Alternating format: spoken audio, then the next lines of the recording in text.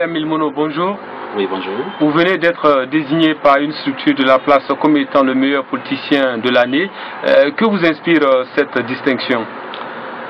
C'est avec beaucoup d'humilité que j'ai obtenu cette distinction et je me suis beaucoup félicité que les mentalités soient en train d'évoluer vers la reconnaissance, n'est-ce pas, du mérite dans notre pays. Si on se limitait simplement à ce qu'on attribue aujourd'hui comme caractéristique principale à nos populations, il est clair qu'il n'y avait pas un seul critère qui serait en ma faveur. Mais c'est parce que les Guinéens ont regardé chaque acteur politique de manière objective que j'ai mérité cette position que j'accepte avec humilité et je remercie toutes les personnes sondées. Je dédie, n'est-ce pas, cette distinction à tous les militants, à toutes les militantes et à tous les sympathisants de notre parti, le Bloc libéral. Alors on sait, au même moment que vous avez été rencontrer le chef de l'État, d'aucuns craignent que cette distinction perde de tout son éclat avec cette rencontre, ou peut-être le chef de l'État parviendrait peut-être à vous faire changer d'attitude sur le terrain. On vous connaît pour votre détermination et votre franc-parler.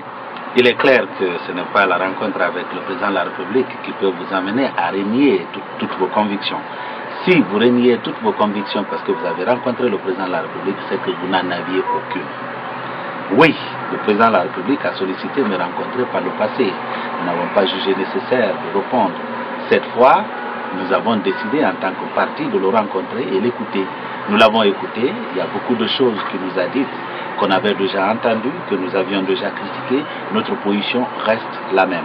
Donc pour nous, c'est dans l'ordre normal des choses que l'on rencontre en tant qu'acteur politique un chef d'État en exercice. Alors, si le fait de rencontrer le président peut faire penser à certains que nos positions vont changer désormais, je ne suis pas du genre à appeler demain à ce qu'on fasse confiance au président.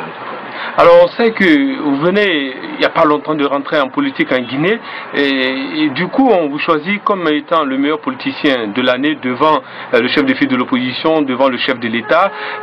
Selon vous, qu'est-ce que vous avez apporté de nouveau dans la classe politique guinéenne?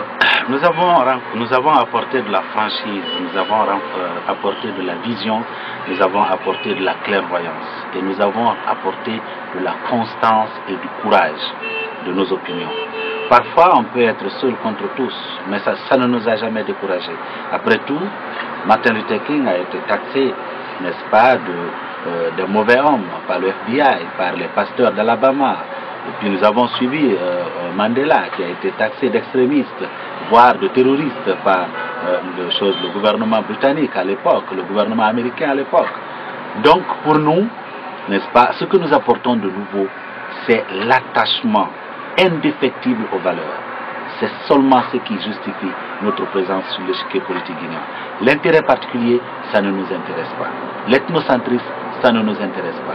Ce qui compte, c'est ce qui intéresse tous les Guinéens. Dernière question, Dr Faya Milmono. Selon vous, qu'est-ce qui manque à la classe politique guinéenne? Qu'est-ce qui manque aux politiques en Guinée? Ce qui manque aux politiques, c'est d'abord de savoir réellement le sens de ce qu'ils proclament.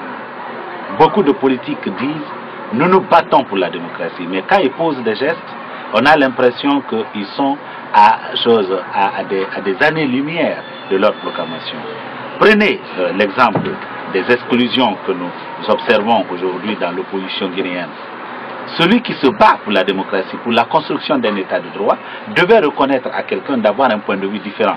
Mais dès lors que vous essayez d'exclure quelqu'un, de vous attaquer à quelqu'un parce qu'il a un point de vue, eh bien si vous arrivez au pouvoir, vous pouvez être la personne qui va exiler toute personne qui ne sera pas d'accord avec. Alors, on sait que récemment, Cellou Dalein Diallo avait dit lors de l'Assemblée générale de son parti que tous ceux qui sont contre l'application de l'accord politique du 12 octobre étaient des ennemis de la démocratie et de la liberté. Est-ce que vous faites un peu allusion à ce genre de déclarations qui ne vous inspirent pas confiance? Ces genres de déclarations sont complètement à l'opposé de ce que la démocratie est, à l'opposé de ce que la construction d'un état de droit est. Quand on parle de la construction d'un état de droit, c'est le respect des droits. Parmi les droits et libertés, il y a la liberté de choisir, d'avoir une position. Alors, nous avons eu une position. Nous avons été traités de tous les noms d'oiseaux. par ceux qui se disent être des démocrates, être les constructeurs de l'état de droit. Mon rêve le plus cher, c'est que nous n'ayons pas à regretter l'actuel président lorsqu'on aura un prochain président. Fut-il moi-même, je veux être le meilleur président que ceux qui m'auront dévancé. Mais aujourd'hui, dans notre pays, malheureusement, on a l'impression que les Guinéens regrettent les présidents qui ne sont plus en fonction. Docteur Faya Milmourou, merci d'avoir répondu à nos questions. C'est moi qui vous remercie.